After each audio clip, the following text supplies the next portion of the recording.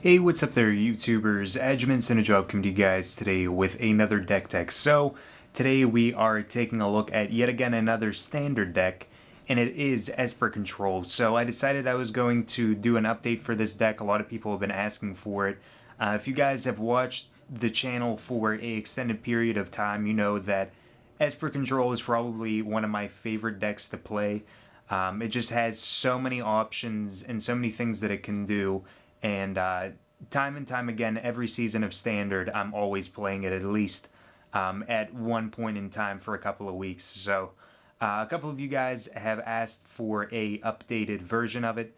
So I put it back together to show you what I would run and also a sideboard that I would use for competitive play. So the entire deck list is down below, as well as a playlist to the deck decks on the channel so you guys can check out all the previous decks that I've covered.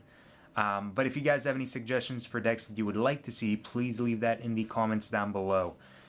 So we are going to take a look at the mana base here first. So we're running 24 lands, which may seem a little bit untraditional for a control deck, because control decks usually will run like 26.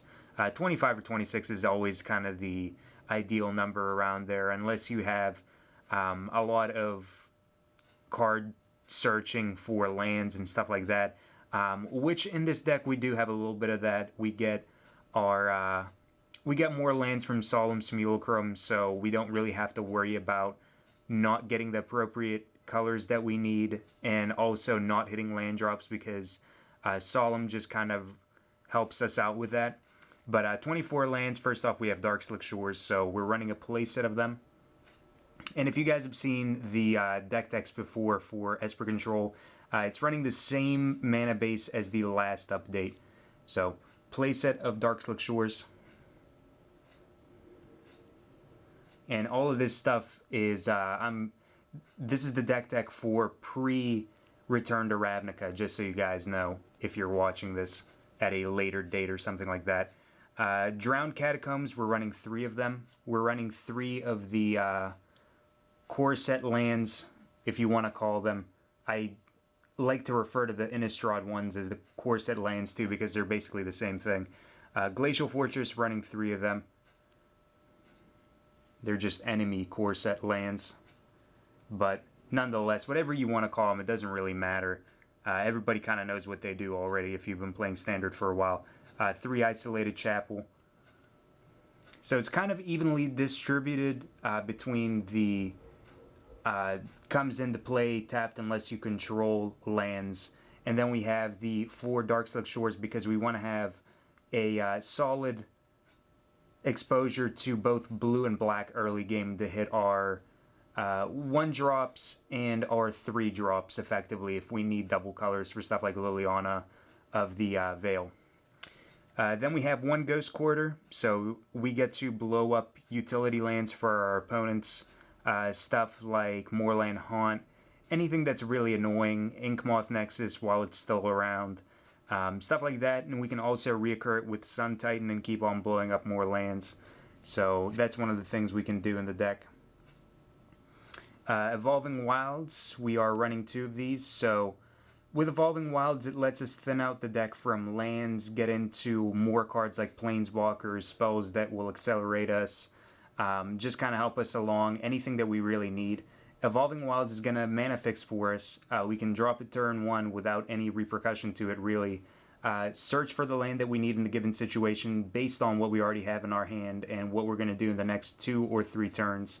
And overall, it just helps out. Having 2 of these is tremendous. Now, if we still had like fetch lands or something like that in Standard, obviously I'd be running them. But Evolving Wilds, it's the closest thing, and it does help out with getting more useful cards other than lands whenever it's late game. And also early game getting the appropriate colors that we need. So we're running 2 Evolving Wilds here.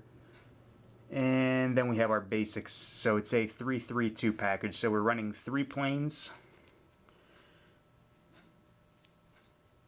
We're running 2 islands, so it's kind of out of order, but 2 islands, and then 3 swamps. So 3-2-3, I guess. So 24 lands, very straightforward, not much to think about. The only real downside to it is if you get a Darkslick Shores past like turn 4, really. Other than that, there's really no downside to this mana base. It all just really synergizes very well, and your core set lands should not be entering tapped later game. There's really no reason why they should be. But now we're going to take a look at everything else in the deck here. So first off, we're starting off with our Planeswalkers because this is a very Planeswalker-heavy deck. So we have Karn Liberated, and he's just a powerhouse against a lot of different matchups. Against Control, he's just incredibly huge.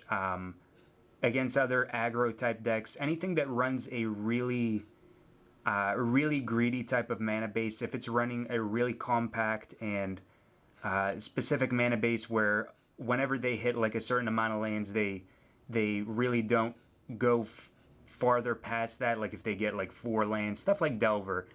Delver decks that will traditionally run like 18 or 19 lands, any of the builds that are really greedy, Karn Liberated is going to really punish them by being able to exile the rest of their lands in a couple of turns. But the +4 is target player exiles a card from his or her hand, -3 exile target permanent, talking about lands, and also stuff like Oblivion Ring, anything our opponent has that we don't really want to see.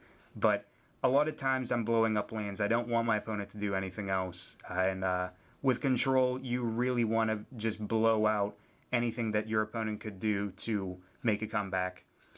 And his -14 is restarting the game, and you get all of the permanents, non-aura permanents, that Karn exiled.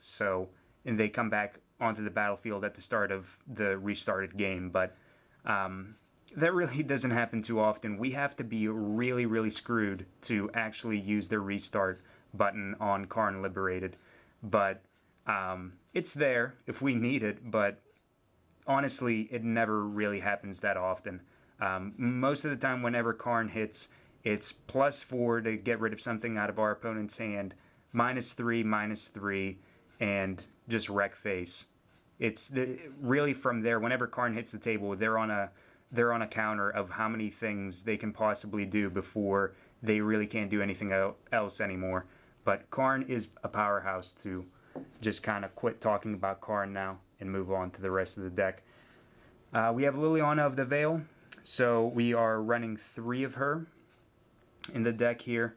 So she is a 3-drop, double black, 1 generic, 3 cost. And I'll get another one so that the signature is not in the way.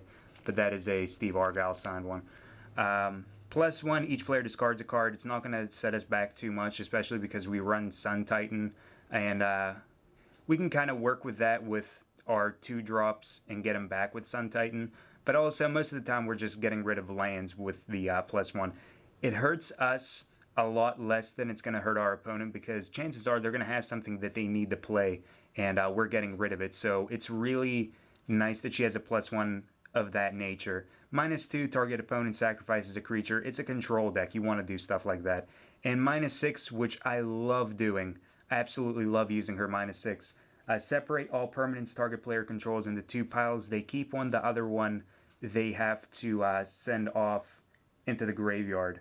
So I think that that's just amazing with her ability to just have such a tremendous ability for her -6. So we're running 3 Liliana of the Veil. Ideally, you want to hit her turn 3 and just make her a constant threat that your opponent needs to deal with and completely avoid doing stuff like dealing damage to you. They need to get rid of Liliana of the Veil quick, or else she's overwhelming. So 3 Liliana, absolutely tremendous in the meta right now. We have Gideon Jura, so we're running 2 of him. Probably one of my favorite Planeswalkers ever printed. 6 loyalty, 5 cost, 3 generic, double white. +2, your opponents are going to have to attack Gideon the next turn. -2, you get to destroy target tapped creature, and 0, he turns into 6/6. He can't take damage, and you can swing and just powerhouse with him. So Gideon Jura, just tremendous card. The great thing about him is he really deters aggro, because your opponent's not going to be able to swing on you, and he absorbs all the damage, and he can probably last maybe 2 turns if you don't get something else that's going to like board wipe or something like that. But Gideon is all around just such a great card when it comes to an Esper build. So 2 Gideons. We have 1 Jace Memory Adept, so he's a 4 loyalty, 5 cost, +1 draw card, target opponent mills 1. For the 0, target opponent mills 10, and -7 any number of target players, each draw 20 cards. With Jace, he is a really, really, really good Planeswalker now in the meta. Before, he was really only a sideboard-wise Planeswalker where you would have him in your sideboard game 2, game 3, if it came down to game 3. You would side him in and use him against stuff like Control. Nowadays, he's really good against a lot of other more popular builds. Stuff like Birthing Pod, especially like the Naya type builds. You can hit a Wrath and then hit Jace and start milling them, and they lose a lot of their fuel for the deck and stuff that they can actually search up.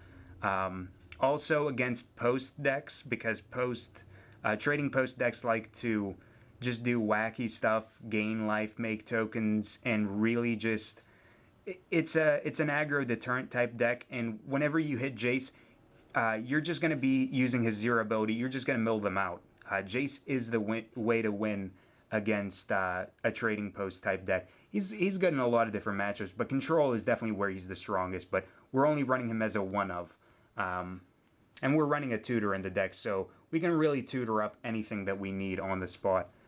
We have Tamiyo the Moon Sage, so 4 loyalty, 5 cost, +1 you get to tap down a permanent. It doesn't untap during its target player's next untap step. -2 we draw cards for each tapped creature target player controls. And -8 we get an emblem with whenever a we don't have a maximum hand size, and whenever a card is put into our graveyard from anywhere, we can return it to our hand. So, tremendous ability with Tamiyo, especially if you can get the Tamiyo emblem and the Venser emblem, and then you just keep on hitting Ponders and just exile all their stuff. But Tamiyo is really, really good because once you hit a Wrath effect, you can start tapping down their stuff like lands. You just take away everything that they can use away from them, and there's no better card than Tamiyo. She can also help you draw against aggro builds, so that's not bad as well. But 1 Tamiyo, really nice card. I really haven't found a need to run more than 1 Tamiyo, especially because we run 1 tutor in the deck. So if we need her, we can tutor her. If we don't need her, we can find something else. We have Venser, which I just talked about. So 3 loyalty, 5 cost, 3 generic, 1 white, 1 blue. +2 target exile target permanent you control or you own. Return it to the battlefield under your control at the beginning of the next end step. This is going to kind of it's going to synergize with stuff like Solemn and Batterskull. It's going to work in that sense. Also, it'll work with some other stuff that we have. It'll work with lands if we want to have the advantage of being able to use like a Tragic Slip or something during our opponent's turn. The -1 target creatures are unblockable. That's going to be relevant with Entreat the Angels, so you get some synergy out of that. And -8, you get an emblem with whenever you cast a spell, exile target permanent. Whenever you hit that, you basically win the game. With the amount of stuff that we can do per turn, especially late game, Venser, when you hit his emblem, most people just scoop because by that time you're already controlling and manipulating the board state as it is. So we're running 1 Venser, and he just has a great synergy with all the rest of the stuff in the deck. Alright, then we have Sun Titan. So Sun Titan is a 6/6 for 6 vigilance. Whenever he enters the battlefield or attacks, you can return target permanent with converted mana cost 3 or less from your graveyard to the battlefield. This works with any lands that you have. Spellskite, which is another amazing 2-drop for this deck. Liliana of the Veil if she's in the grave. There's a lot of different stuff that you can get, and you just kind of run into it whenever the opportunity is present. Also, Phantasmal Image, you can do the Sun Titan Phantasmal Image as a copy of Sun Titan. That Sun Titan triggers, you can get another copy of Phantasmal Image because we run 2 of them. and then you can take something like Liliana of the Veil or Spellskite or something like that. It's not really a necessary thing to do, but it happens and it works. So Sun Titan's mainly here just to get stuff back that we need. Then we have Snapcaster Mage, so he's another card that we can reoccur with Sun Titan, but we're running him as a 2-of in the deck. So 2-1 for 2 flash, we get to reoccur stuff, give it flashback. So it's going to work with Ponders, Day of Judgment as well, and Tragic Slips, stuff like that. We just get a lot of really nice use out of Snapcaster, and we're running him as a 2-of. So another amazing creature in the deck.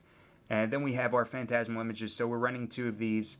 This is to copy up different stuff of our opponents. Like if we're playing against zombies, we can easily take their opponent's Drops Messenger, have Phantasmal Image come in as a copy of that, and just kind of try to manipulate the board as our opponents would be doing the same thing. Especially if you get Undying on Phantasmal Image, he comes back as Phantasmal Image and then can copy something else and still have that +1/+1. Or you can have Phantasmal Image come in and not be a copy of anything else and have a +1/+1, and his, if he's targeted ability, you have to sacrifice him, doesn't get printed on him. So he's basically just a 1/1, which, I mean, it doesn't, you really don't get any benefit out of it, but that's just something to remember. It's one of those things that a lot of people don't know. But 2 Phantasmal Image, getting rid of legendary creatures is really big with this deck, and we want to get rid of stuff like Thalia, Geist of Saint Traft, and other various stuff that's annoying. Then we have Solemn Simulacrum, so we're running 2 of them in the deck, 4 cost, 2/2. Whenever he enters the battlefield, we get to search our library for a basic land of our choice and put it into the battlefield tapped. It helps us mana fix, and it also accelerates us along. Whenever he dies, we get to draw a card. We have Spellskite, so we're running 2 of these. Great aggro deterrent, 2-drop, 0/4, and we get to change the target of target spell or ability to Spellskite. So this is going to take away any removal abilities like Oblivion Ring from our own Planeswalkers. So 2 Spellskites. 1 Batterskull works with Venser, especially if we swing in with Batterskull and for some reason the token gets destroyed. We can bounce Batterskull, bring it back in, and still have another token attached to Batterskull that way. That's one thing that can work. Overall, this card just lets you stabilize a little bit more because it has Vigilance and Lifelink on the creature that it's equipped to. So we really draw out of a lot of use out of Batterskull because against a lot of aggro decks, they're going to do some damage to us, and we want to gain back some life. So 1 Batterskull, we can also bounce it back for its 3 mana ability to return it to our hand and then replay it. We have 2 Entreat the Angels. This is another win condition for the deck, just getting a massive amount of 4/4s. Very self-explanatory for this card. We have Mana Leak. We're running this as a 3-of. For a lot of various spells, especially decks that don't play their Cavern of Souls wisely, you can really just counter a lot of things with it. Plain and simple, it's just a counter spell. It's another card that's self-explanatory. You counter target spell unless its caster is going to pay another 3 mana. So running 3 of those. Then we have Ponder, so we're running a playset of Ponder here. Rearrange the top 3 cards of our library, we get to draw a card, and if we don't like what cards we have, we can shuffle it away and then draw a card. So lets us rearrange stuff like Miracles, stuff like Entreat, Terminus, but overall you get a lot of really good benefits from Ponder, and I have one of my altars that I did as well with the Mana Leak. Alright, so we're going to put that up here, just kind of speed things along. I don't want to spend way too long on this deck. Terminus, we're running 3 of these in the deck. With the Miracle cost for 1 white, put all creatures onto the bottom of their owner's libraries. Even for 6 mana, that's great. And it gets around Undying triggers and stuff like that. So it's another really good benefit to running Terminus.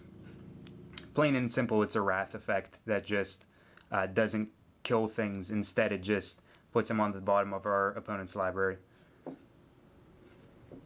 1 Day of Judgment, because we do want to have another Wrath type effect in here. I would run another Terminus, but I actually don't have one. But I didn't really see any flaws in running 1 Day of Judgment. Day of Judgment just gets the job done, and it's a little bit cheaper of a card, especially if it's in your opening hand. So I've actually liked running 1 Day of Judgment, even though I thought that I would prefer a playset of Terminus. 1 Day of Judgment's been working really, really well. So it's just a cheaper alternative, especially if it's in your opening hand. Then we have 3 Tragic Slips. So for 1 black, target creature gets -1/-1 until the end of the turn. And if a creature died during this turn, they get -13/-13 instead. So you can work off of Day of Judgment and then Tragic Slip whatever gets Undying and stuff like that. So 3 Tragic Slips also works very well against early game aggro, stuff like Inkmoth Nexus as well. It's really nice for 1 toughness creatures to get rid of them. And the last card that we have here is Diabolic Tutor, which a lot of people forgot is still in Standard right now. Because it was printed in M12. It was reprinted in M12, and M12 is still in Standard. But Diabolic Tutor for 4 mana, search our library for a card and put that card into our hand. We don't have to reveal it, and then shuffle our library. It gets us really any card that we need to help us out in the situation. So that about does it for this entire Esper Control update. So the entire deck list and what I would run for a sideboard is down below, so you guys can use that as a reference. If you guys enjoyed this video, please be sure to give it a thumbs up and a favorite. I would greatly appreciate it. And remember to subscribe to the channel for more daily Magic the Gathering videos. As always, thank you guys for watching and have a wonderful, fun-filled Magic the Gathering day.